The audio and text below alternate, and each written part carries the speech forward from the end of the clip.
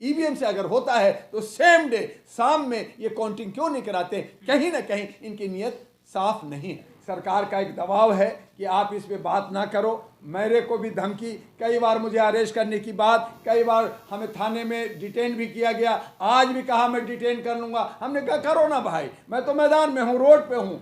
Mind से game खेल रहे हैं, आप मनी से गेम खेल रहे हैं, आप माफिया से गेम खेल रहे हैं, आप मार्केटिंग कर रहे हैं, और दूसरा मंदिर कर रहे हैं। स्मार्ट इंडिया है, डिजिटल इंडिया है, क्या दिक्कत है अगर ईवीएम से हो रहा है? आप पीछे को क्यों चल रहे हैं? बैक गियर लगा रहे हैं, दुनिया आगे को चल रही है। जर्नलिस्ट महोदय, दुनिया अगर आगे चल रही है, इन्होंने शाइनिंग इंडिया की बात किया, आप स्मार्ट इंडिया की बात कर रहे हैं। फिर क्यों कहा आपने 22 जनवरी को कि मैं राम राज्य से राष्ट्र का निर्माण करूंगा और साधु सन्यासियों से सलाह मशवरा करके करूंगा? आप कहते ना कि हमारा संविधान है, हमारे कहा एक कानून है, आप यूसीसी ला रहे हो, कानून एक बनाने की बात। कानून तो पहले से भी है 76 साल से, लेकिन आप कानून की बात नहीं कर रहे हो, आप मनमानी कर रहे हो। और जो ये राजतंत्र में होता है, राजा लोग करता है, तो आप हेकड़ी दिखा करके, तानाशाही कर करके और राज करेंगे तो कहीं ना कहीं हमारा लोकतंत्र और हमारे जो अधिकार है संवैधानिक, वो छीन लिया है। आप क्या दिक्कत है ईवीएम में? कहाँ खामी दिखती है? चुनाव आयोग नहीं मानता आपकी? पहली बात तो जर्नलिस्ट महोदय की ईवीएम मशीन में जो व्हाइट शीशे थे उसको ब्लैक किया गया।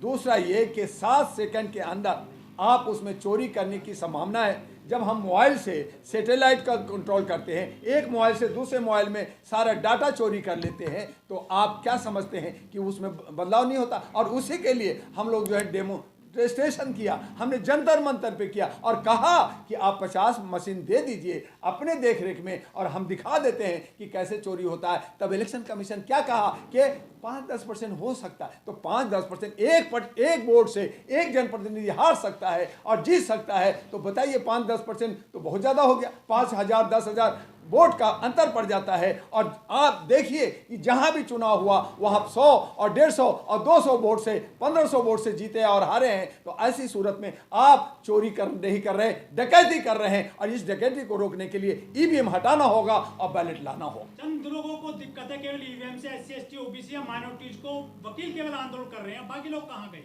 ऐसा नहीं है, ऐसा नहीं है।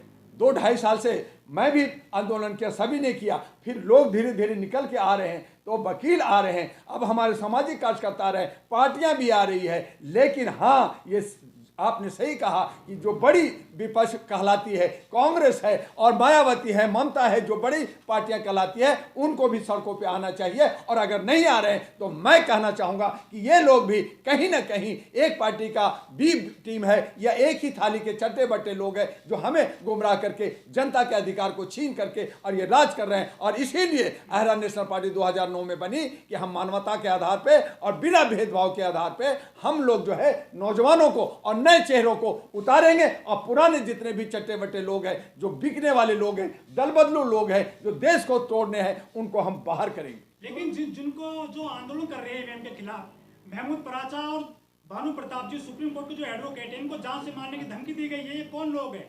सरकार का एक दबाव है कि आप इस पे बात ना करो। मेरे को भी धमकी, कई बार मुझे अरेस्ट करने की बात, कई बार हमें थाने में डिटेन भी किया गया। आज भी कहा मैं डिटेन कर लूँगा। हमने कहा करो ना भाई, मैं तो मैदान में हूँ, रोड पे हूँ, यहाँ कहते हो वहाँ आ जाता हूँ। तो ये हंसते हैं, मुस्कुराते हैं। तो ये इस तरह की बातें, आज किसान का जो आंदोलन हो रहा उसमें भी धमकियाँ मिल रही, वहाँ भी गोलियाँ चल रही, वहाँ भी ड्रोन चलाया जा रहा है, उनको भी रोका जा रहा है। अब एक हमारा किसान जो अन्नदाता है, जो पंजाब से दिल्ली आना चाहता है, उसको भी रोक रहे। तो सरकार क्या है? तानाशाह है। सरकार जो है अपनी मनमर्जी चला रही है। तो ये सब रोक लगेगी, लेकिन आवाज जनता की नहीं मोदी की गारंटी चल रही है। गारंटी इसी बात की है ना कि वो जो है कह रहे हैं 400 पार। तो 400 पार जब हो रहा है तो चुनाव किस बात का?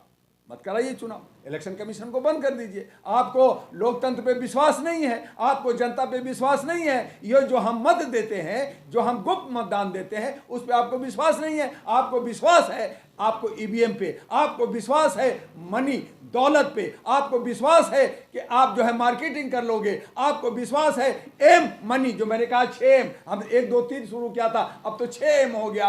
आप स्मार्ट मनी, आप जो है दिमाग से, माइंड से गेम खेल रहे हैं, आप मनी से गेम खेल रहे हैं, आप माफिया से गेम खेल रहे हैं, आप मार्केटिंग कर रहे हैं, आप जो है मार्केटिंग कर रहे हैं, और दूसरा मंदिर कर रहे हैं। तो सारे एम आपके पास है भैया, हमारे पास क्या है? हम तो गुलाम हैं, हम तो दबे कुचले हैं, कहीं डर जाते हैं, डंडा आप दिखाते हैं, भैंस आप ले जाते हैं, हम तो देखते रह जाते। तो जनता जो है, हम सब, मैं उसमें इंक्लूड मैं अपने आप को कहता हूं कि हम गधे हैं, हम जो है गुलाम हैं, मानसिक गुलाम हैं, और इस तरह से हम जो है जी रहे हैं। और इस तरह से कब तक जिएंगे? जरूरत आन पड़ी है कि 65 करोड़ नौजवान को आगे आना होगा और अपने संविधान को और लोकतंत्र को बचाना होगा, और उसके लिए अहरा आह्वान करता है। और इसीलिए भारत के 9 रत्नों को हमने प्राण प्रतिष्ठा की। ठीक है, अगर तुम प्राण प्रतिष्ठा करके राम ला सकते हो तो मैं नेता लाऊंगा।